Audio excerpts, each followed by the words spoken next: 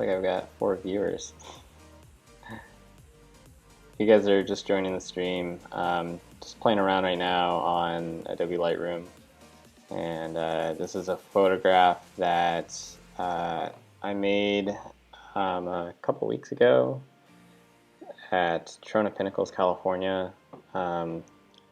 Made this during the Lonely Speck meetup.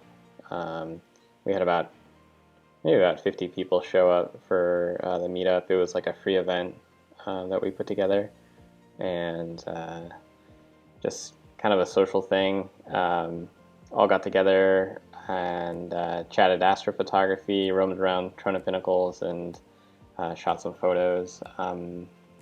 I ended up shooting exclusively on my 55mm lens, which is it's pretty narrow, and this is actually a panorama of a bunch of frames that I stitched together into a much larger field of view. So this is like a relatively like super wide field of view that I'm using, and so I figured I'd run through the edit. The first thing I did on this shot was just balance the color a little bit. It ended up looking really yellow at first. I had, let's see if we can take a look at the before and after. There's quite a bit of light pollution in Trona Pinnacles. I mean, it's fairly dark. This is the edit that I'm going for here, actually. So let me see if I can reset my white balance here.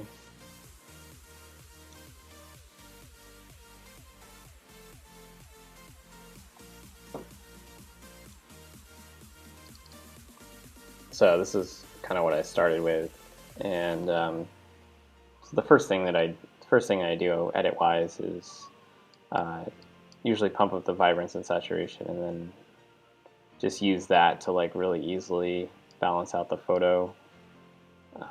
Usually looking for like a pretty even amount of color. This is like obviously extreme, but I'm looking for like a little bit of blue, a little bit of orange, like 50% balance in the sky. And then I'm doing the same thing with the pinks and the greens in the image too. And then I'll go ahead and reset the vibrance and saturation. And that's how I get like a real neutral image. If you're just joining, let me know in the chat where you came from. Did you see the announcement on the Facebook page, or were you just browsing Twitch and just randomly stumbled across this channel? I'd like to know. Thanks.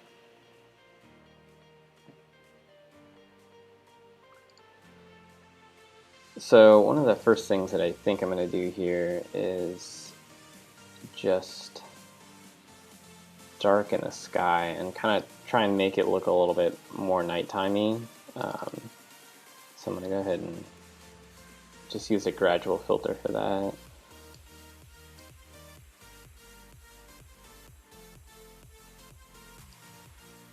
And I'm going to add a lot of contrast to this gradual filter just because the clouds sort of like add like this haziness to the photo. So I'm going to use that edit to try and really bring out the detail on it. One of the things that I'm just thinking about when I'm doing this is like trying to make everything look relatively nighttimey. Oftentimes when you're shooting night photos, you're using long exposures, and the result can always look like a lot brighter than you would remember, that you would obviously be able to see with your own eyes. So I try to keep that in mind when I'm editing, is sort of like, does it look like a night photo? It sounds kind of obvious, but that's actually something that I like to remember whenever I'm editing. So, all right, so that's one basic edit. Right now, I'm sort of like just looking at like balance in the photograph. What are the elements that I want to be focused on as a viewer, and and what can I do to sort of direct people's eyes? Now, one of the obvious things I think I see in this shot that I don't really like is that the foreground is like very, very plain. There's like nothing of interest there. So there's like some options that I can do with that. Is, you know, I can obviously crop it out. That's like, you know, something I can do, but I do kind of want to maintain like a taller aspect ratio with this photo. So one of the things I'm going to do instead is just darken the foreground so that it sort of directs your eyes more towards the center of the photo.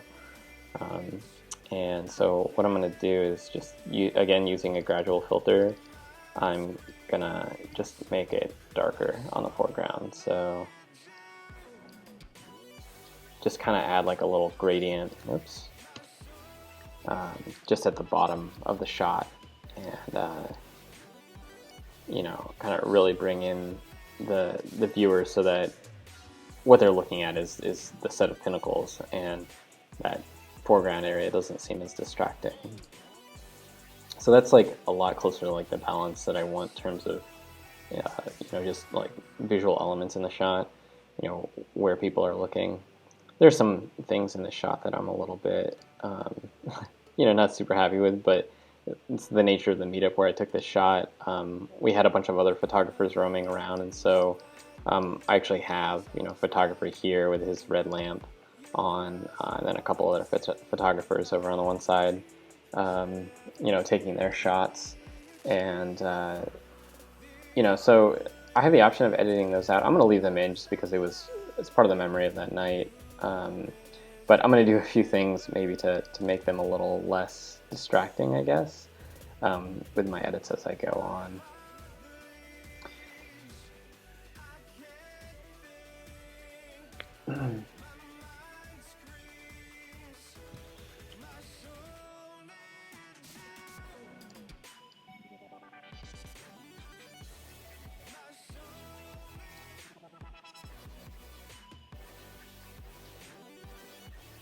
Bring down the highlights a little bit in this shot, and that's just sort of like kind of lessening the brightness of like the light pollution domes on the horizon.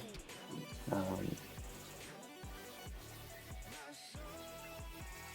gonna really try and go for some more contrast in the shot, so I'm gonna start with a tone curve.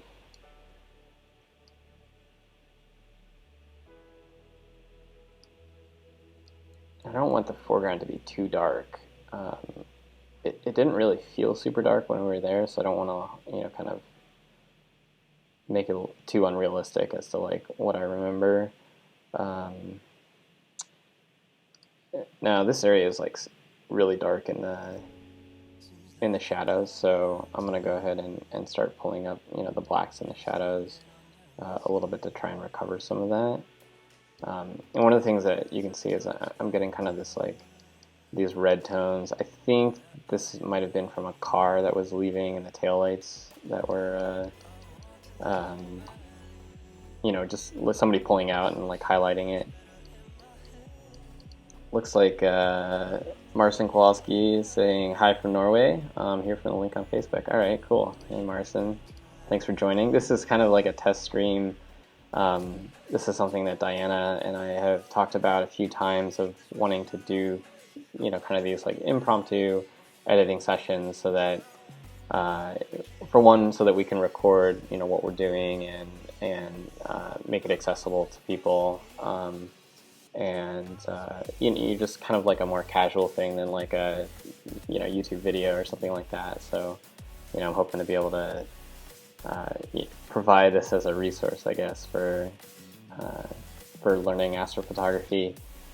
So right now we're editing a photo from a couple weeks ago at Trona Pinnacles, California, and just trying to work through it. This is kind of a tough one because it's got lots of lots of red lights in it, some, you know, stuff from other photographers, and light pollution and clouds, and, you know, I thought it was a pretty good example. And this is a shot. This is one of the few shots that I took that night that I you know, I really liked. So thanks for joining the stream.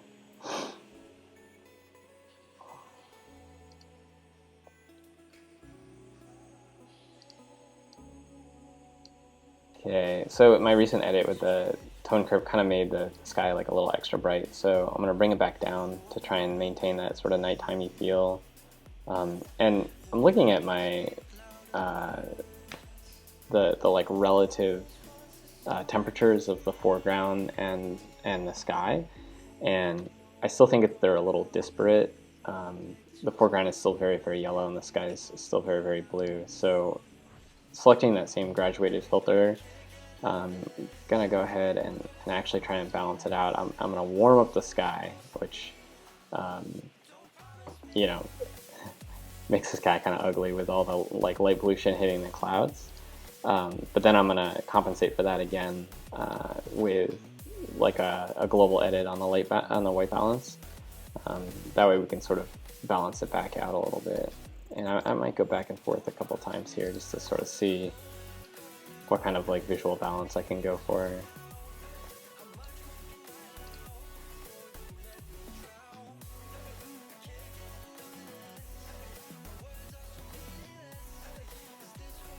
How's the weather over there in Norway?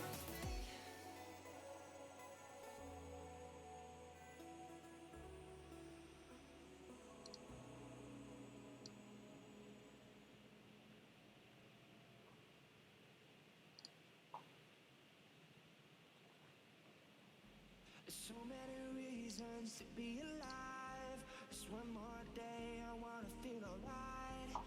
So many plans that could Starts to be cool. Winter is coming. Yeah. Right now we're in Chicago, and we just had our first snow a few days ago, and it's definitely getting cold here. All the leaves are changing on the trees, and today was actually a little milder. It was like around 50 degrees Fahrenheit, or like 20 Celsius. 20 Celsius? No, 10 Celsius. And so it wasn't too bad. So I'm just sort of looking right now. I had this balance. It's sort of like a hard thing to chase after in this particular shot, just because the light pollution was like super strong. You know, it still looks like quite yellow. But I also don't want to make the, you know, the rocks look like too blue. And one of the things I'm noticing here is that there's some light that was being projected from there's like a parking lot over to the right of the scene, and so that light looks like it was like very cool. And so what it's doing is it's lighting up these little shrubs, and those are looking really, really blue to me right now, like overly blue. So some of the balancing that I'm doing, I think, is probably a little bit too extreme for the fact that those shrubs were being lit up by like a bluer light source. So I'm actually going to back off on what I just did a little bit.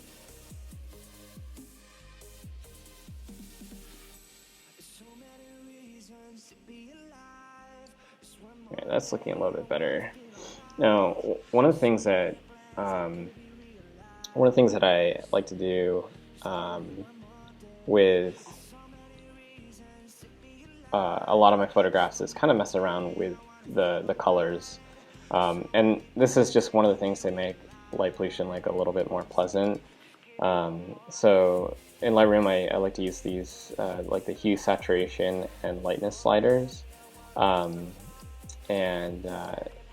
I use this little tick box right here, right next to where it says hue, when I have the hue sliders selected, and that'll allow me to pick any color in the photograph and adjust it. Now, obviously, most of our colors right now are yellow, so if I highlight this cloud that's like being lit up by the light pollution, and I drag my mouse up and down, I can affect just that color. And so what I usually do is I drag it a little bit more towards kind of the orangey red, and that usually gives the photo a little more of a like sunsetty feel, and that's like a look that I think it's just slightly more pleasant. The interesting thing about it too is that since it's so dark when you're actually in these settings, you can't usually see the color of the light pollution with your eyes, just because our eyes, you know, don't really see color very well in the dark, especially when it's just very, very dim. So, you know, it's while it's a little bit, you know, not super realistic, I guess, in terms of what color, you know, was actually there, I think it does make it a little bit more visually pleasing. So I do think that a light pollution filter would help here a lot. So we manufacture a filter called the Pure Night that you can get on lonelyspec.com, and it basically targets sodium vapor lamps, which tend to have this like very kind of yellowy orange glow, and it basically acts as like a transmission cut filter, so it cuts out the light in that like narrow band of visible light that it's basically this yellow color that the clouds are. So what that would usually do is it would darken the clouds and you know, kind of darken the areas, the sources of the light pollution, and that usually lets the starlight shine through quite a bit. And so, yeah, I think a light pollution filter would have worked really, really well here. I did not use one, partly because I didn't bring one, but even if I had brought one, you know, I was a little bit distracted, I think, with all the other participants that had come out to the meetup, and so I was just trying to get, you know, like a quick shot, just so I had something to remember the night with, and so I wasn't really thinking about filters or, you know, I didn't even bring all my lenses. I literally just brought one lens with me that night and just shot with what I had, just because I didn't want the distraction of, you know, of having a ton of equipment to deal with when I knew that most of the night I would be like socializing with other people. But yeah, I think a light pollution filter would have helped a lot here, particularly just with the colors of everything. There's a few things that it wouldn't help with, and that would be like these other like light sources, like this red light that's being projected by this one photographer. That's something to think about too when you're out shooting photos, especially when there's other people, is that your headlamp, even the red headlamps, they spill light all over the place, and so it's actually sometimes a little less disruptive to just use the white headlamps, even though they're brighter and even though they're not as friendly to your you know, your actual visual night night vision. They tend to be a little less disruptive to a photograph because, you know, like this is light, for example. All of this light that's on the rocks is from cars that were in a parking lot over to the right, and you know, the white light is fine. It's just you know, it looks more natural, but the areas where red light is spilling ends up being you know, super unnatural looking. One of the things that I think I can do here is that I can probably focus on like the red hues and just kind of turn them a little bit more orange, so a little bit more the color of the rocks. You know, and that kind of makes it a little bit less, you know, visually disruptive, I guess, in the photograph. But yeah, I'm starting to like this. This photo is actually like pretty big size-wise. It's 12,000 by 15,000 pixels. So, you know, we're looking at you know, like over 150 megapixels for the result. So, and that's because I made it with a whole bunch of separate frames, you know, using a panorama stitching method. So, how are we doing on views here? We have 10 viewers. That's pretty cool. If you guys are just joining the stream, I'm editing a photo from a couple weeks ago, taken at Trona Pinnacles, California. And you know, I don't know, I'm trying to talk about, you know, some thoughts that go into, you know, my editing choices, and this is the first time that I'm trying this stream on Twitch. I've done a couple different Facebook Live events in the past, but this is something that I've wanted to, you know, try starting, and Diana has been pushing me to try and do it for a while. just as like a informal thing, pick a photo, edit it, maybe talk about some of the techniques that I use, and answer any questions that you guys have in the chat. And so yeah, that's what I hope to be doing, a little bit more often. And I think that this will also give me, a good way to practice talking about photography in like a more casual way, while still making it like a helpful tutorial online. And so, I hope I'll have these tutorials, or I'm not tutorials, but these streams. I hope to host on both the YouTube channel, and then obviously they'll live here on Twitch.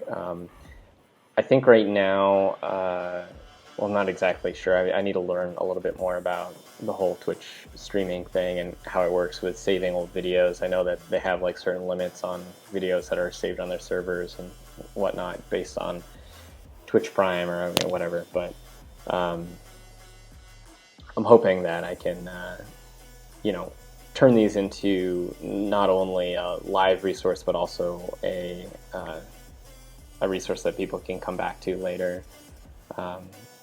So here's this edit. I think it's actually like looking pretty good. It still is like a little bit warm. The colors that you guys are probably seeing on the stream also might be slightly different from what I'm seeing. So there, there might be a little bit of variation depending on like, monitor calibration. And like I'm looking at the stream like on my phone right now, and it's a little bit like warmer appearing, a little bit yellower than what I have on my computer. But these aren't I don't have two calibrated displays to view the stream on. So okay, so a few like obvious things I think that I want to chase after on this shot are just like these little planes and satellites that were flying by. I think most of them were satellites. So there's a few in here. So I'm just gonna use the spot healing brush. And one of the things I've noticed when doing this is that it tends to be a little bit better when you have these like fine details on a very like plain, plain area of sky, is to just use the clone edit for the spot healing brush rather than the heal, because heal tends to change the tones of it, and sometimes where the brush might cross over the edge of a star, it can create kind of like an ugly heal where you end up getting kind of weird colors. So clone usually works a little bit better in these situations. Lightroom tries to pick an area that has similar tones when it does it, so there's a little bit of like AI going on in there, but it's not always perfect. So sometimes you have to chase after like a better location for it. So you can always move the source around just by dragging where the source is on it. So it's something that I'll keep in mind while I'm doing this. If you guys are joining and you want to chime in on the chat, I'm a little bit interested to see whether you guys came from the Facebook link or if you were just browsing on Twitch. I'm just interested in seeing where people are coming from.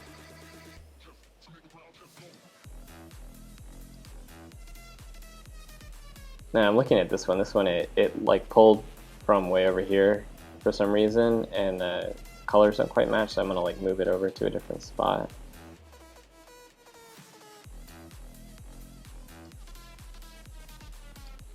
Alright, Cyan Blue says it came from Facebook.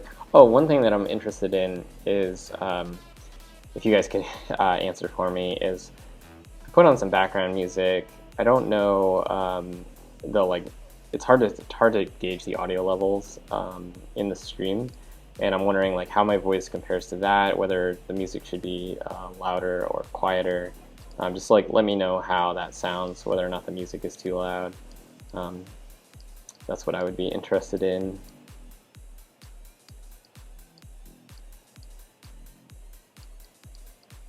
Oh, and there's this one really bright satellite over here that I'm going to get rid of.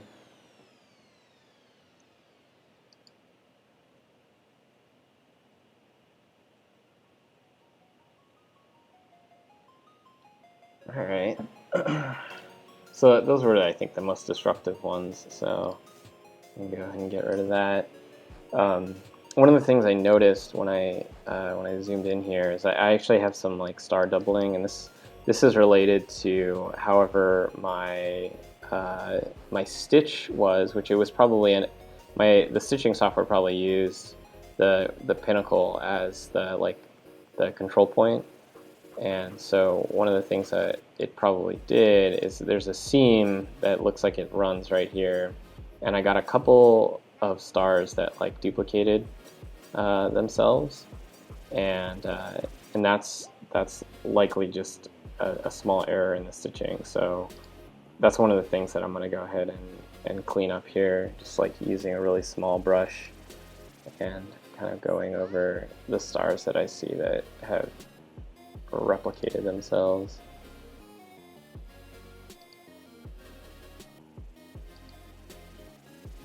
Music is low, I think it's good.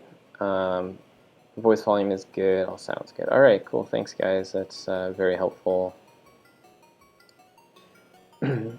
Diana and I we've tried actually doing some like video game streams on Twitch before. We like to play Dota together. Diana's actually playing Dota right now. You know, so we've experimented with this before, but it's always kind of hit or miss. And obviously it's like, we're not like expert Dota players or anything like that. So, you know, it's one of those things where this is something kind of more, you know, more in tune with what we really like to do. And so I'm glad you guys are joining for this like first stream. I also have another stitching error here. This satellite kind of made like a really weird join here. Looks like this was like right at the join of the stitch. So I'm gonna go ahead and edit that as well.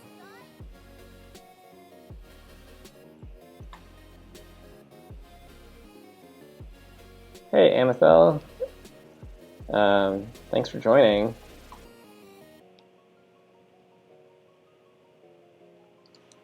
So, if anybody else is like just joining, I'm editing a photo from Trona Pinnacles that I took a couple weeks ago, and just trying to step through, you know, little details right now, just like little cleanup stuff to try and you know, clean up some of the weird star trails. And there's some artifacts that I had from stitching together several frames.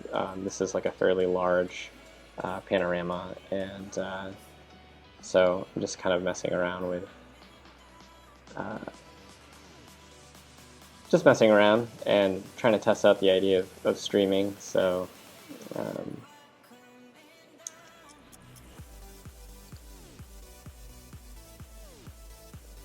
alright, so this photo right now, it doesn't have any sort of like noise reduction on it, so when you're looking at the shot, you can see that there's kind of like a lot of like color model, you know, red, green, and blue pixels, and you know, just generally it's like it's a little bit noisy. So zooming out, it looks very, very clean, and that's just because it's a very, very high resolution photo.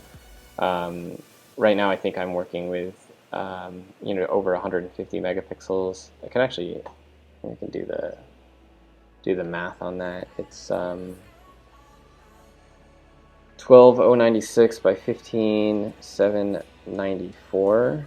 So what was it? 15794. So 191 megapixels. So one of the things one of the reasons that I like shooting in Panorama is that you essentially hide the noise by downsampling. So the fact that I would view this on, you know, a regular like 15-inch screen, or you know, maybe even if I were to print it, all of the like really fine noise, all of the grain in it that maybe wouldn't be desirable in the shot, essentially gets shrunk by just the fact that the photo is so high resolution. And that, more than anything, I think is the reason that I really love doing panoramas now, is that you end up getting just a truer photo. You know, it hides all of the stuff that wasn't there, like the noise, aberrations as well. So you know, I don't really have any sort of like coma problems on this image. This was made with a 55mm lens, and you know, all the stars look basically like perfect pinpoints. Even out to the edges of the frame. There's a little tiny bit of like star trailing, and there's the stars aren't perfectly round, and that's just because I was using, what was I using? I was using a 5-second exposure on a 50mm lens. That's pretty short, so you still end up with a fairly pinpoint star. But once you zoom out, you know, at normal viewing distances, they look like perfect pinpoints. So, yeah, 1 to 1, there's, you know, obvious problems. 1 to 2, things start looking really, really clean. And then if I do it like 1 to 3, or that's 3 to 1, 1 to 3, everything starts looking pretty much picture perfect in terms of detail. And that's still, like, even at 1 to 3 with 120 or 190 megapixels, you're still looking at, you know, a very, very large photograph. So yeah. So other things that I want to work on here. One of the sort of, I guess, side effects, it's technically a benefit, but one of the side effects of doing a panorama stitch is that you end up losing all the vignetting in a shot. And vignetting is something that I would say is undesirable from like a technical standpoint in a photograph, but is actually very desirable from a visual standpoint. It's one of those characteristics that I think is actually kind of nice in a photograph to have a little bit of vignetting. So since I don't have any vignetting, I'm going to add some in just using the effects tools in Lightroom. And those effects tools, the effects tools allows us to add what was called post-crop vignetting. And that it's post-crop because it adjusts to the frame size of your crop. And I always like adding a little bit back in, even if it's like technically something that you don't want from a lens. It's one of those things that I think it sort of frames in the shot and makes it a little bit more cohesive. Plus, given this composition where it's very symmetric, I put the pinnacle like dead center in the shot. I think like a nice even vignette works pretty well. And this gives you a whole bunch of different options for adjusting the vignetting. I usually like to make the feather on it like fairly high, just to make the transition a little bit more gradual. And then I'll adjust from there.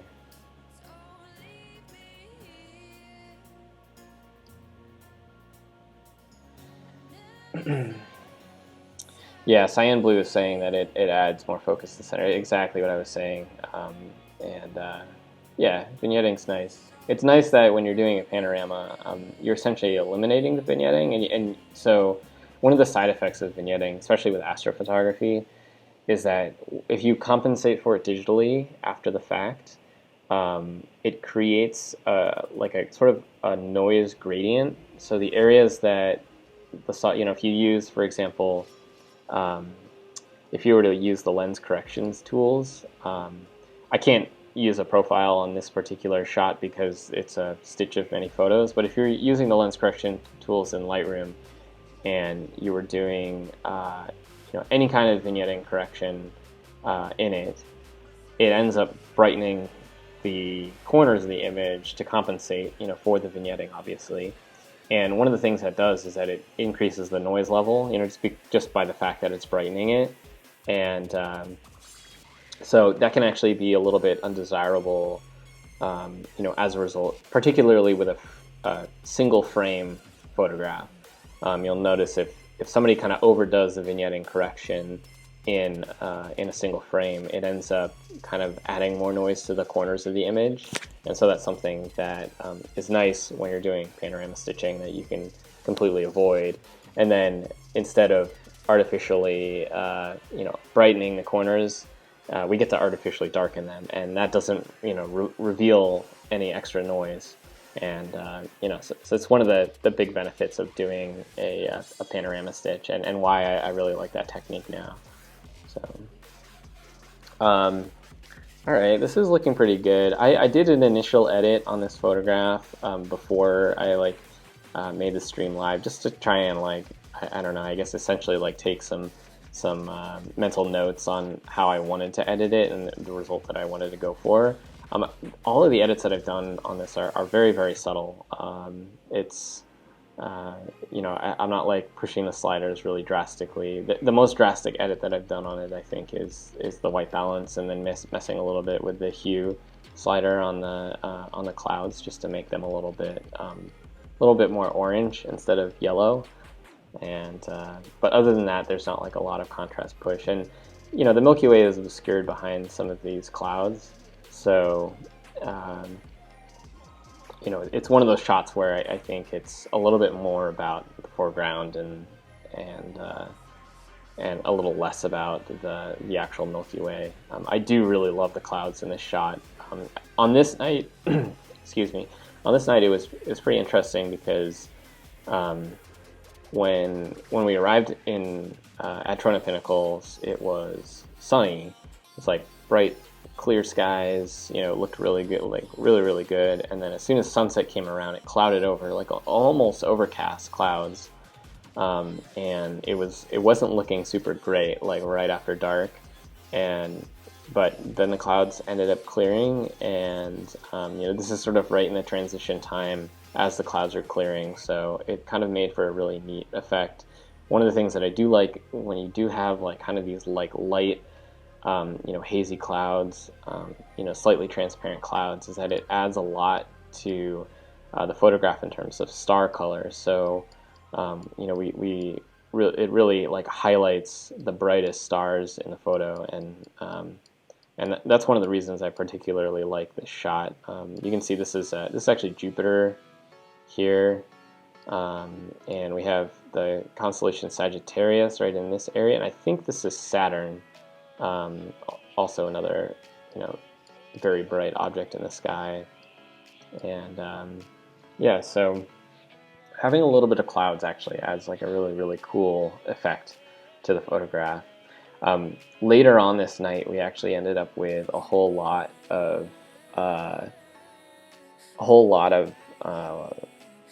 what am I trying to say? Airglow. So we sort of transitioned from having this reflected light pollution, these orange clouds, yellowish clouds, from the light pollution, to having kind of a green glow all over the sky. So some of my other photographs from this night ended up having this really strange green color.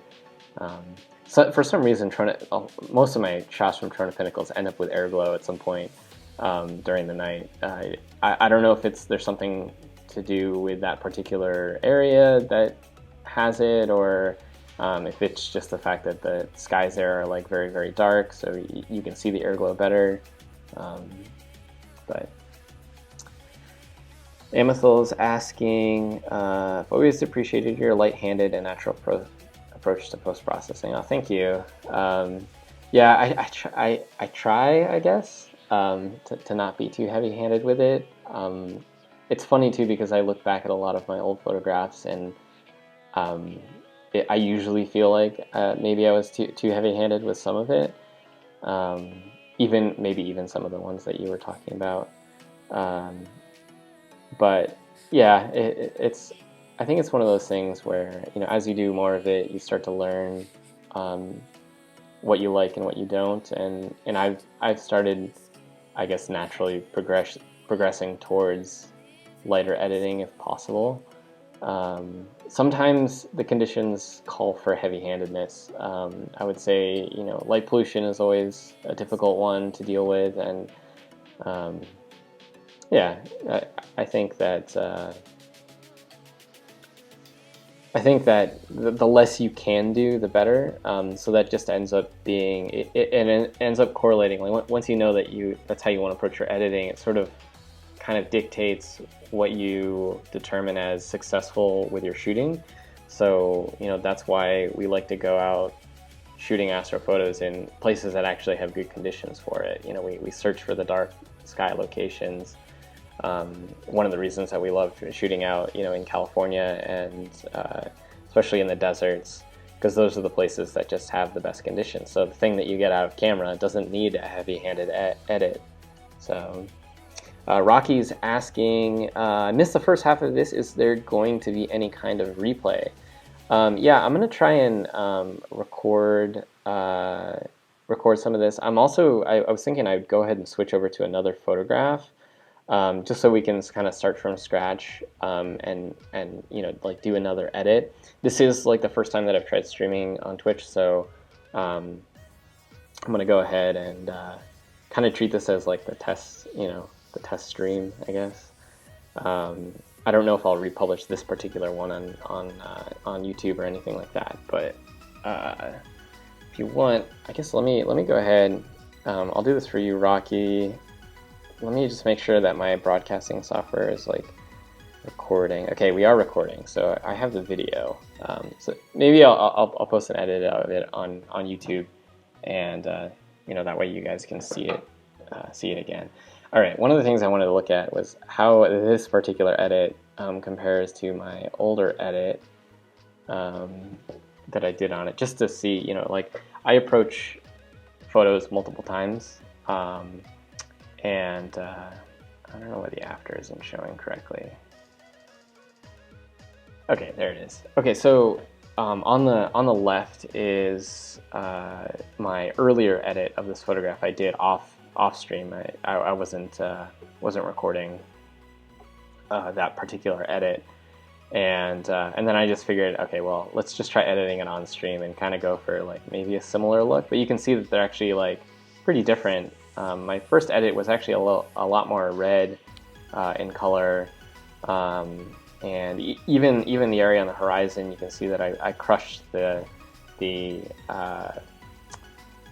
sort of like bright light pollution domes, and that you know, kind of basically made this area a little bit darker. It's also a little bit more green. I think, you know, probably with my white balance and stuff like that, it is a little bit different. And I also went for kind of like a more kind of milky black on the tone curve. So, you know, approaching an edit of a photograph, I think, more than once is something that I like to do a lot of the time. I would say that I like my original edit a little bit better. It's a little bit more fantasy, but I think that my before edit visually to me is a little bit nicer. I like the warmer reddish tones of it. So okay, well, so let's go ahead. Since some of you guys are just joining the stream and you want to see another edit, I think I'll go ahead and find another photograph here, and I'll just try to walk through that photograph and see what we've got. One of the things, it's getting a little dark here. Let me check my, I guess I'm being lit up by my LCD just fine, so I won't change anything on the light for my camera. So, okay, let's go ahead and switch over to grid view here. All right, so these are some of my like recent panoramas, and a lot of these I have approached with different edits, and trying to see if I can find one that I want to go for here. Something that I might be interested in too doing is taking a doing a quick overview of like how I actually stitch this stuff. If anybody's interested, showing you some of the kind of base, the base images. I think this is probably one of the panoramas that I want to do, just to show you guys. I'm not like a particularly huge fan of this composition. It was one of those cases where I'm just kind of walking around and we're taking a whole bunch of different compositions, but it's one of those shots that I think would be kind of a good example of how I approach them from the raw photo. So I'm gonna reset the develop settings on this. So I just created a virtual copy. I made an initial edit of this particular shot, and then we'll kind of like approach it again from neutral. That way you guys can see the start to finish. So here's the shot. This was my like first edit of it. It's kind of it's not my favorite composition, to say the least. I could have positioned myself better. It was a little bit tough because there were a lot of people camping out at the Pinnacles this particular night. It was like extra busy. Plus we had other photographers roaming around there, so we just kind of walked around and it was more social. But we stopped at this spot and I took a shot. I wanted something where at least there was like a pinnacle or some pinnacles lined up with the Milky Way, and the Milky Way was starting to set, so we ended up I don't know, we ended up rowing over here. Yeah, like I said, I don't super love this composition, but I think it's a good example. The green color is from Airglow, which I had mentioned earlier, and it's actually like a natural phenomenon similar to aurora, but it's much dimmer, and but it's essentially caused by the same mechanism as aurora. It's due to the excitation of electrons in oxygen atoms in the upper atmosphere that end up releasing energy as light, and it's usually green in color, which is pretty cool. So anyway, let's take a look at what I started with. So this particular panorama was 63 photographs. It's kind of a weird number. I might have had like an extra frame or something in there. But basically, like, all of these individual photos that you see are what make up the final pano. And the final result is very, very large. A large portion of that was dedicated to just shooting the ground. And there's not actually a whole lot of detail on the ground, but it kind of gives you an idea of like the resolution that I'm dealing with in terms of making these panoramas. It was shot on a 55mm lens at f1.8. And this one I was experimenting a little bit with doing a much longer exposure than I typically would for a panorama between frames. And that was in order to try and achieve a result that was like really, really low noise. So I actually used a 10-second exposure on this, which I would say I would probably opt more for something more like a 6-second exposure on a 50mm lens, because when I zoom in on one of these photographs, it ends up you end up noticing like star trailing. So there's actually like the stars like aren't quite perfectly round. They look like little pills. So it's not the perfect shutter speed, I suppose, selection. But since I knew I was doing a pano and the stars would be very, very small relative to the frame size, I opted to do a much longer exposure just for the noise benefit. So one of the things that I do when I do these large panoramas is I first do like a neutral edit on the photo, and what I mean by that is I usually go in and I try to make all of the photographs edited in a way that is fairly balanced in terms of brightness. So I'll usually pick a very blank section of sky, and I'll use that as my guide for doing the initial like pre-edit. So this one here's a relatively blank area of sky, and you can see that I've adjusted it so that the histogram is actually sitting like relatively centered. Usually the only thing that I've done to do this is adjusting the exposure and then maybe recovering some highlights. So all I did was I increased the exposure by 1.1 stops, and then I recovered the highlights by 50% and the whites by 60%. The reason behind that is, if I'm increasing my exposure, I was already shooting at a high ISO. If I'm increasing my exposure by about 1 stop, it would be the equivalent of me shooting at ISO 6400. And you start to lose a little bit of the dynamic range when you start brightening a photo, particularly in the highlights. And so in order to retain, some of the color of the stars, I pull down the highlights and the whites. Let's see, was it Band So Hard is asking, do you run into any hardware issues when stitching so many images together? Have you ever noticed one piece of stitching software better for those reasons than another, e.g. less RAM or more consistent? Yes, this is a very good question. So when I stitch, I've used a couple different applications. One of them is AutoPanoGiga, which I have down here. AutoPanoGiga, I would say, is the best stitching software that you can't buy. AutoPanoGiga is no longer being developed. I still have my license of it, and it ends up stitching, doing the actual alignment of photographs. It does that very, very well, almost fully automatically. So, in terms of capability for auto alignment, I think AutoPanoGiga is one of the best. That said, I barely use AutoPanoGiga anymore for two reasons. One of them is that I want to be able to teach people what I'm doing. If I'm editing photos, I want to be able to show them how to do it. And if they can't buy AutoPanoGiga and that's what I'm using, then and they can't buy it, then what's the point?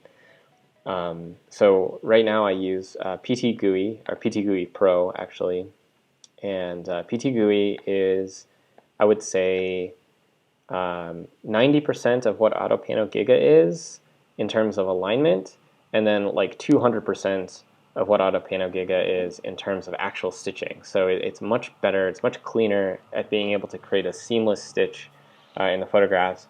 And I would say it's about 1,000 times better in terms of speed. AutoPanoGiga is very, very slow. It would usually take about 45 minutes for my computer to be able to stitch together like a 100-frame panorama. But PTGui will do it in 5 minutes. It's crazy. It's really, really fast compared to AutoPanoGiga. And so PTGui is what I use now, and I guess that's what I'll go ahead and use in this particular example. I think I may have this panorama saved here. I've got a whole bunch of in-process panoramas right now. So 6333 is one of the frames here. I'm gonna go ahead and open this up and we'll take a look at it. Oh wait, I'm not doing the right open. I need to open a project. So yeah, PTGui, it runs on my potato computer. My computer is really old. I'm running on a MacBook Pro. It's a 2012 Retina with a 2.6 gigahertz i7, 16 gigs of RAM, and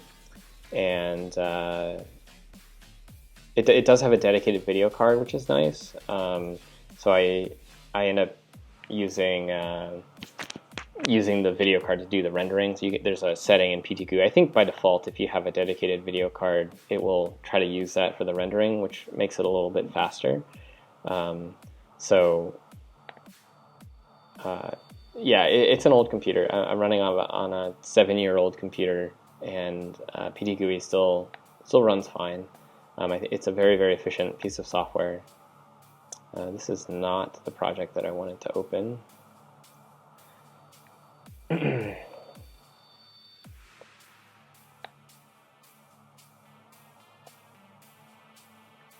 So one of the things that is available,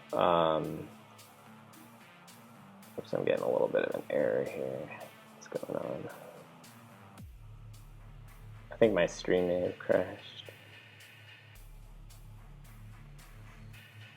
This is saying we're still live. Okay, I don't know. Talking about my potato computer and my stream is about to crash. I'm gonna switch the song. Sorry about that, guys.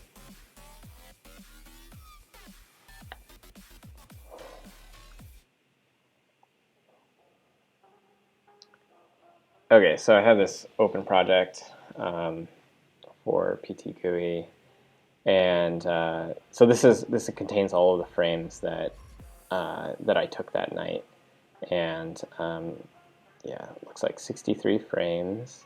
If I can go ahead and look at my like aligned panorama. So this one was pretty clean. This one stitched relatively quickly, and so it's 7 columns by 9 rows, and 63 photos total. So it's actually on the small side compared to some of the panos that I've been doing, because I've been doing a lot of shots with my 105mm, and the 105mm ends up making these. Basically, I have to shoot like 100 photos instead of 50 or 60 photos, and so this one is relatively small compared to what I've done, but still very high resolution. The result was probably a couple hundred megapixels. So anyway, PTGui, the way I run through it, I add the images. You basically just choose load images. I load all the images in, and the first thing I do is I go to this align to grid feature. You can get to it by pressing Command G or Control G. And what align to grid allows me to do is just align everything, well, like it says, to a grid. I shot all the photos in a grid. I used the panorama head, so and I know the overlap or the spacing that I was using in order to do that alignment. And I'll go ahead and just do it like a rough one here. I think I was using 18 degrees, and I was doing a overlap of 50% on the vertical axis. So my panorama head, it has detent stops on the horizontal axis. So when I rotate the camera like left to right, it'll click in a certain degree detent position. And I think I had it set to 18 degrees for this evening. And then for the vertical axis, I just have like a tilt axis. It doesn't have any detent stops on it, but I usually try to use my viewfinder and look for roughly 50% overlap on it. That way I get like a good amount of overlap for it. And so I've entered those in here, 18 degrees and 50% overlap. It does the multiplication table on your images. So as long as you're doing like an actual rectangle grid with a consistent number of rows and columns, it'll automatically turn that into the multiplication table for your total number of images. So I shot 63, and which ended up being, like I said earlier, 9 rows and 7 columns. So I'm going to choose 9 rows of 7 images for the setting. And then all I would do is I'd hit apply, and then I can view that result in the panel editor. So this is going to show like what the rough alignment looks like before I do any like fine alignment. And you can see, it's definitely not perfect if I zoom in here. So this is using like no control points. It's just like trying to roughly align the images based on the parameters that I set. And if I zoom in, you can see there's like weird doubling in there. Like, obviously my overlap probably wasn't perfect. The panorama head probably doesn't do like exactly 18 degrees. So there's some like rough, roughness to it. But it at least has everything like in place. Like roughly aligned to where it's supposed to be.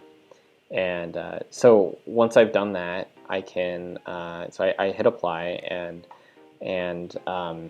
and this is a little bit different because I'm loading an old project, but basically what you would do is you would click Align Images. And what that does is it generates control points for all the overlapping images. I'm going to click Run Optimizer because I've already generated control points. Here's the button. This is what it would say, Align Images. So I would click that, and PTGui would basically, it knows that the images are like where they're, roughly where they're supposed to be, but then it looks for similarities between the images and tries to do the alignment. So it's going to run through there. It's going to try to find control points between the images, you know, similar stars or similar details in the photo, and then match those together, you know, projecting them onto a sphere so that we have the final panorama. So you can see like it's kind of chugging away at it, but the actual alignment process doesn't generally take too much time in PTGui. And so here's the output, like the raw output from doing the final alignment.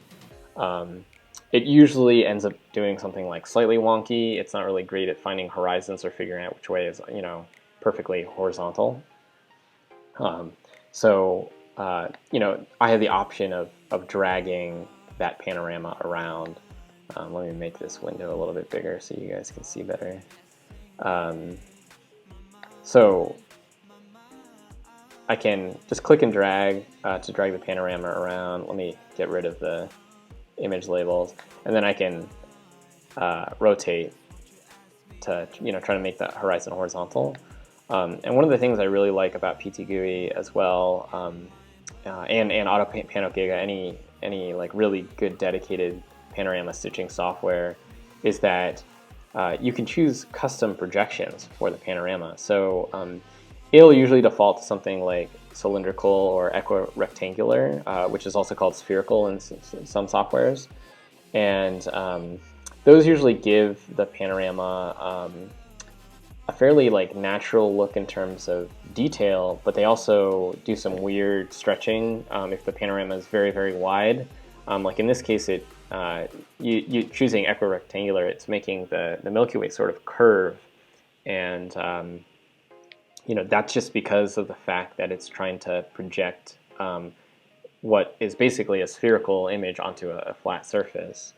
But the point of what I'm trying to make is that you have a whole bunch of different projections to choose from. So you can pick one that has the look that you're going for. If I wanted to make this photograph look like it was taken with like a regular rectilinear lens, then I would choose rectilinear. The only problem with doing a rectilinear lens, or you know, rectilinear projection, is that it stretches everything really, really dramatically. So if I shot like a very, very wide-angle panorama using an equirectangular or a rectilinear projection, anything on the edge of the panorama ends up getting like dramatically stretched. And this is the same look that you'll end up getting from a super like ultra wide-angle lens. So, you know, a 14 millimeter or like something like ultra wide, like a 12 millimeter or even a 10 millimeter lens on a full frame camera would give you a result that looks like this. And it tends to be very, very stretched looking, and you know, it's not something that I was really going for. So it's not a projection method that I use very often, particularly for panoramas. If the panorama is very narrow, if I'm not covering like a really wide field of view, then I'll end up using a rectilinear projection method. But in this case, I don't think it really works that well, just because there's so much stretching on the edge. Two projection methods that I really like are Mercator and Vetudismo. They tend to look very, very natural. They work with square crops, and I particularly like them for this particular composition. So that's probably what I'm going to go ahead and use here. So once the stitching happens in PTGui, you know, I can do like an initial crop. That way it doesn't have to render all the extra pixels on the outside of the photograph and just take up extra drive space. So I can do this initial crop here, and and then I would go ahead and click render. I'm not going to render it this time because I already rendered a raw for it.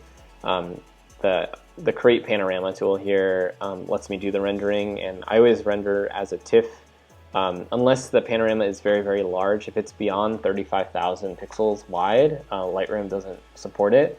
So in that case, I'll have to do my edits in Photoshop, and so you can actually render as a Photoshop large file, which is a PSV file. And so that's the other option that I would use in that case. This one's not super big, so I'm going to do a TIFF. I usually make sure that I have 16 bits per color channel. That way it has roughly the same amount of data in the final panorama as I would get in a raw file. So when I do my edits, it's as if I was editing a raw. And then I would just click Create Panorama, and it would generate the panorama. And usually the stitching happens in about 2 minutes for PTGui. I'm not going to render right now just because I don't want my computer to crash just in case, because I'm doing streaming and everything at the same time. But this is the result that I would have gotten. So this is my base panorama from PTGui, and I'm going to go ahead and try and run through like a basic edit on it. Maybe I'll do a different crop, since I'm not really a huge fan of just the blank foreground on this one. We'll try a completely different edit from what I had previously done, and just see what we can do. If you guys have any questions, or you're just joining this stream, feel free to chime in on the comments, and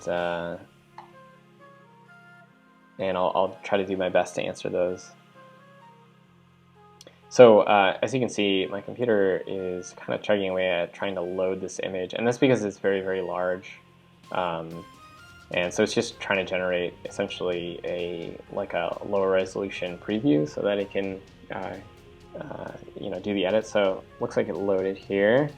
First thing I'm going to do is crop. I'm just going to try to go for a different composition rather than like this square. I don't know why the panorama ended up being square. It just happened to be how I shot it. Uh-oh.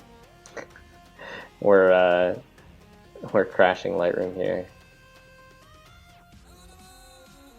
Let's see if we're going to be able to do this one or not. I think with all the things that I have running right now with the streaming, I might actually be reaching the limit of my computer resources. So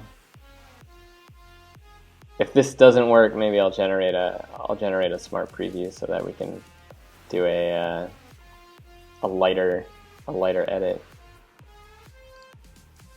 All right, let's see if we can make this work.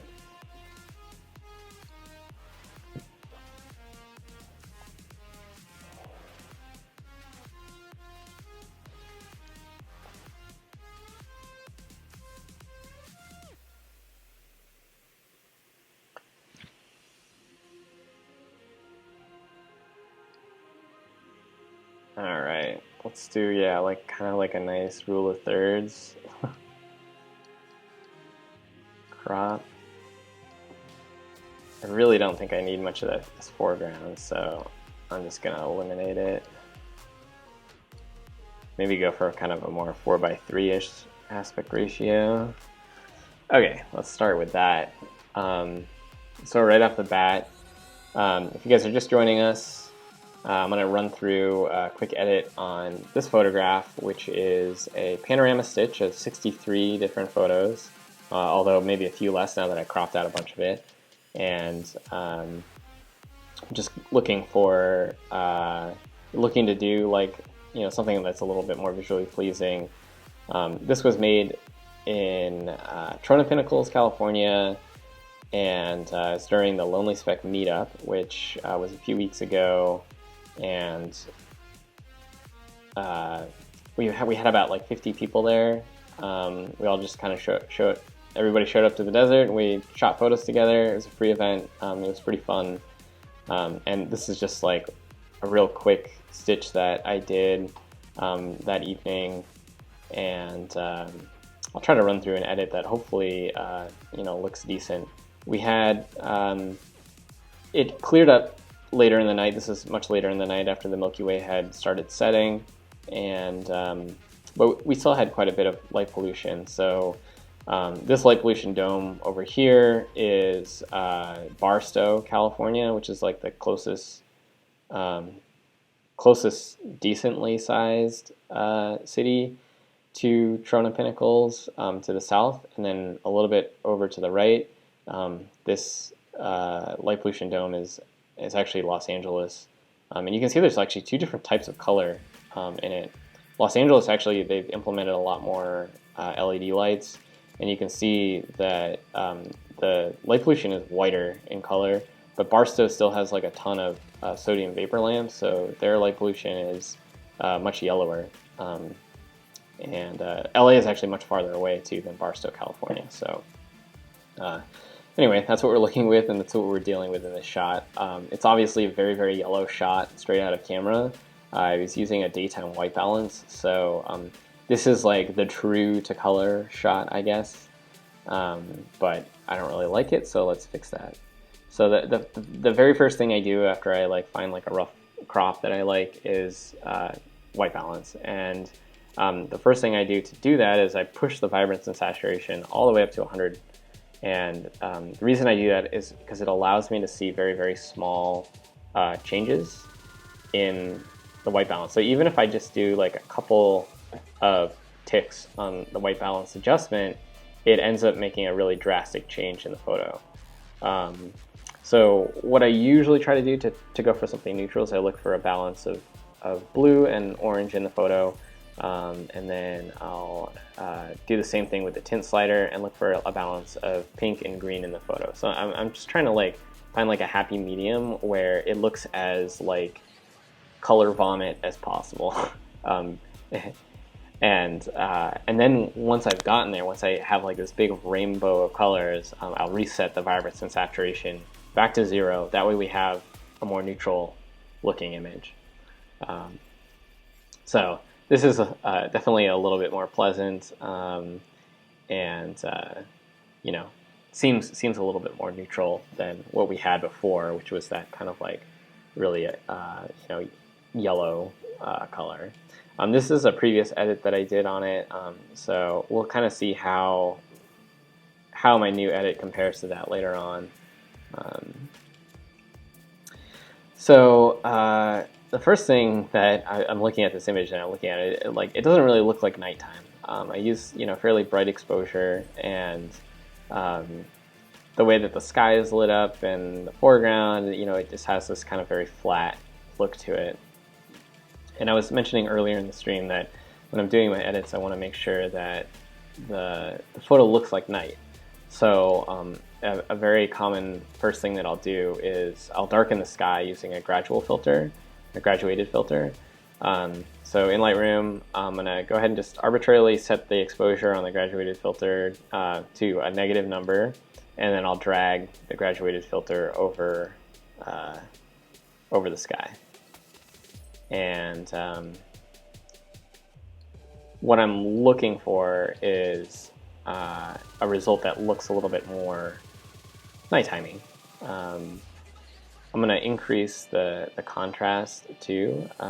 We had a little bit of haziness, and so I'm just kind of going after something that looks more like night.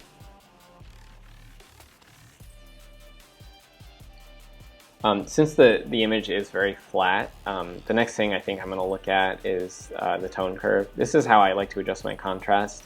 Rather than just using the contrast slider, which like literally just takes the histogram and stretches it, the tone curve allows you to add biases to the brighter or darker parts of the image. So that's how I like to do my edits. So in terms of contrast, at least. So pull up the brights and bring down the shadows. And already this is giving us a much stronger like nighttimey feel, just by adding the contrast to it. So now those light pollution domes are like really kind of starting to blow out if I'm trying to push the highlights. I'm pushing it a little bit too much. So I can recover those just by using the highlights and white sliders in Lightroom.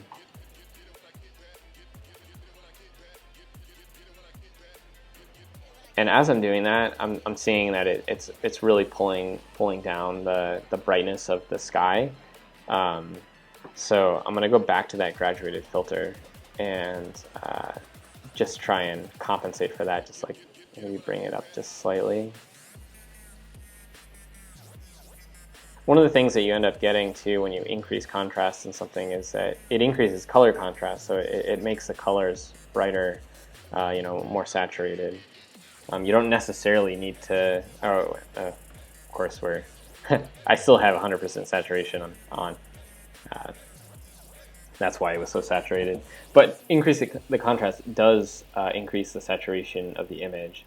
You know, basically making areas that were previously blown out darker ends up kind of increasing the visual saturation. Okay, now we're looking a little bit better. I forgot to reset that saturation slider earlier.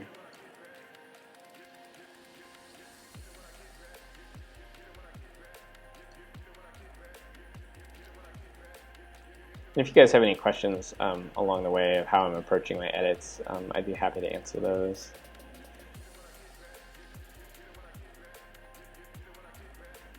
Okay, so now I have something that's a little bit more neutral.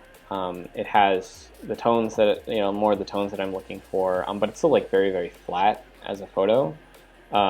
So this is kind of where I would go in and you know, maybe look at increasing some of the clarity in the sky, maybe bringing out some of the punch in the Milky Way. So I am going to go back into this graduated filter. Now I want to do an edit that essentially only affects most of the sky. So I'm gonna do my clarity edit in there. That way I'm not doing, you know, too much to the foreground. Now clarity is something that you got to be excuse me, a little bit careful with, because it will make an image look a little bit unnatural. And one of the things that it does, one of the like problems that it presents, is that it makes the sky look very, very crunchy, almost noisy with stars. And I think that's like a particular downside. One of the neat things with the new Lightroom is that they've added this texture slider, which is similar to clarity, but it works on higher frequency objects in your photograph. So it's sort of like clarity with a smaller radius, if that makes any sense. And so you can actually compensate for the crunchiness that clarity creates by reducing the texture slider. I think when Lightroom released the texture slider, a lot of photographers didn't really know what to do with it, because if you increase the texture, I think it just makes an image look generally worse. But if you decrease it, it'll give it sort of like a more Orton glowy, like soft feel to it.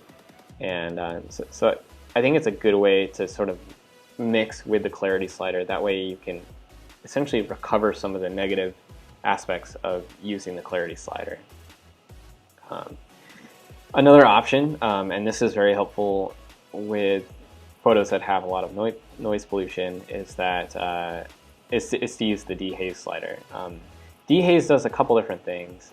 It's similar to clarity in that it's trying to increase contrast on a more local basis, but it's also using color to its advantage. So if you were to increase the Dehaze dramatically, it would usually turn a yellow sky blue, and it would turn a blue sky yellow. So it's actually kind of shifting the color balance of the image in the area that you're applying dehaze. But it can be very, very effective for a night photograph, especially when there's light pollution. One of those things that you also need to be a little bit careful of when you're adjusting. That way you're not going too extreme with the edit. Okay, so now we're looking a little bit better, I think. I think this is kind of, it has more of the nighttimey feel that I'm going for. There's some interesting things going on, like the kind of greenish tones on the left side of the image. That's from Airglow, and then some of these more orangey tones on the other side, and then of course the light pollution. One of the things that I had touched upon earlier in the stream was how I like to handle light pollution. And I usually do that with these hue, saturation, and luminance sliders. And I really despise the look of sodium vapor lamps. I don't think that they just have like this really muddy orange color, so like yellow color. And so I often like to drag that kind of more into the like slightly orangey look. So I'm doing that with this this little direct adjustment tool on the hue slider, and then I can literally just pick any part of the photograph and directly adjust the hue of that part of the image. So I'll usually bring light pollution more into the orange look, and that'll kind of give it more of a sunsetty feel rather than having this kind of like ugly yellow color.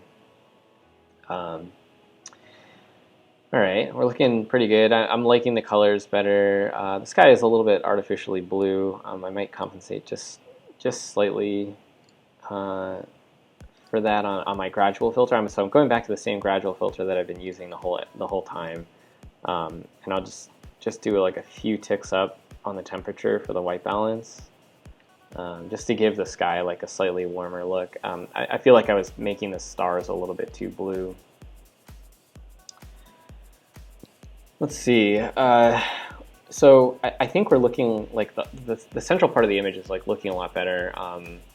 And one of the things that I had touched upon earlier in the stream too was the idea of vignetting. Vignetting gets eliminated when you end up doing a panorama stitch. It gets corrected by the panorama stitching software, and so you end up with this very flat zero vignetting photo.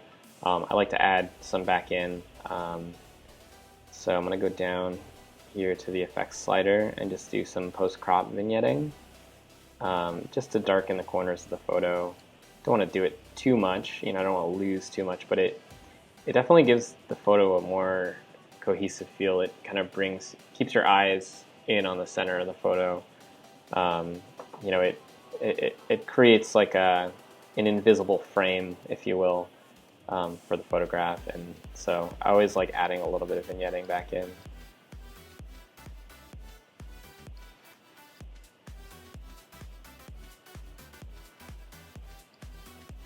All right, that's like looking pretty good, I think. I'm liking this a lot more, I think, than my previous edit of this shot, particularly for the composition. It's not a great composition. It's probably not one that I like some of my other results from earlier in the night. And there's some other things in here that I think just make this not the ideal photograph. There's like a couple of RVs over in this section of the shot. Here's a couple photographers working together to take their own photographs. A couple more up here on the hill, or maybe that's just one person that walked between two locations between his shots. And then there's this one camp. This camp had like tons of lights on their RV and like a big bonfire going, and so they're like completely lighting up this section of the Pinnacles. So maybe not the ideal, landscapey situation, but it was still fun to go out there and shoot. One of the things that I've been doing lately, whenever I have like a very plain foreground, maybe there isn't something like near the camera that you care to have, but you still want the foreground in the photograph for balance,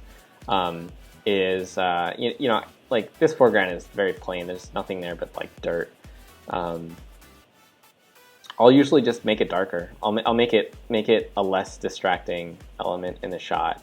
That way, it sort of brings people's eyes, up toward where they belong in the photograph.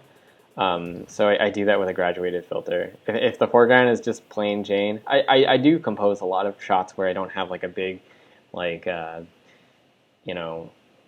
or like a giant foreground object, like a super wide angle, like putting a flower or something in the foreground. I don't do that a whole lot. It's a very, very popular style, shoot at like 14 mil and then like get real close to some subject and have this like massive, looking foreground object because your camera was like really, really close to it.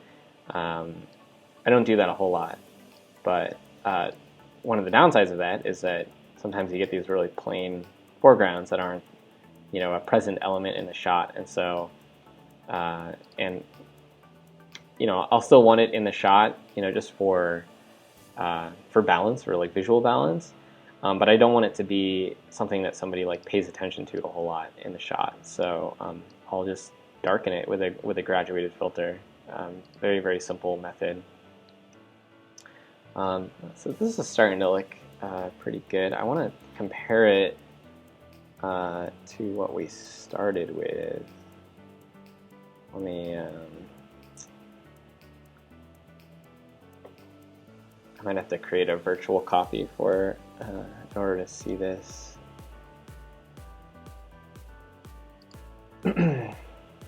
For some reason, I don't know, I have no idea why, Lightroom, if you use it before and after on a virtual copy, it uses the previous edit rather than the raw photo. So I'm just gonna reset another virtual copy. That way we can do a comparison between the two.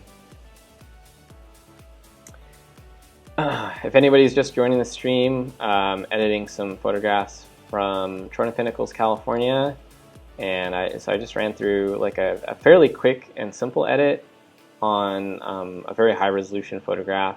Not my favorite of the night, but I wanted to show everybody like kind of, you know, what a before and after looks like for you know, what I start with and what I end up with on most of my edits. And I had mentioned earlier that one of the things I like to do is approach photos more than once for editing. I don't know why this is not updating yet. There we go. Okay, so this is what here's where we started and where we ended up. I think that's a pretty good. Let me go full screen. Oops, I can't full screen on that. And go Command Shift F. So one of the things that I think holds true, and any photographer would say the same thing, is that if they were to edit a photo more than once, they would usually end up with two different results, because you know, you end up going through an edit, you see it one way, and then you know, you start building off of each edit, and so the consecutive edits that you make, the, you know, consecutive slider adjustments or local adjustments that you make are all based off of what you see from your previous edits. So you end up maybe like pigeonholing yourself into a particular look, and so for that reason, I think that it's like pretty important to do an edit where you you know, do more than one edit so that you can see where you end up, and sometimes you'll end up with a different result. So just to compare, I think this is actually kind of interesting. So that was the before and after, but if I compare my previous edit with the edit that we just did, the differences are actually like a lot less than I thought they would be. The colors are very, very similar. The brightnesses are a little bit off between the two shots. Our current edit is on the left and my previous edit is on the right. But like, just in terms of you know, what's going on in the photograph, they actually look very similar in terms of color. You know, I ended up had probably very similar white balance, probably very similar adjustments with temperature between, you know, the sky and the foreground. There's not like a whole lot of differences that I'm seeing between those. Brightnesses are slightly different. I actually think I might like the slightly brighter edit on the right, the one I did previously. But it's interesting to see that I had come up with something, you know, so similar. If I look at what I was editing earlier, let me go to Panoramas here. I did two edits on this particular shot, and this is where some of you had joined the stream earlier. Here are two separate edits of the same shot. The one I did on stream is on the left, and the one I had done previously a few days ago is on the right. And those two results I think are much different. Like the one on the right is a much warmer look that I was going for. So it's pretty interesting to see like where you end up when you approach an edit more than once. So, all right. I hope that was helpful, everyone. I think I'm going to go ahead and end this stream. Thanks so much for joining. You know, this is the first time that I've done a Twitch stream for photo editing. So I'm hoping that you guys enjoyed it. I'm going to try and upload this particular stream to my YouTube channel.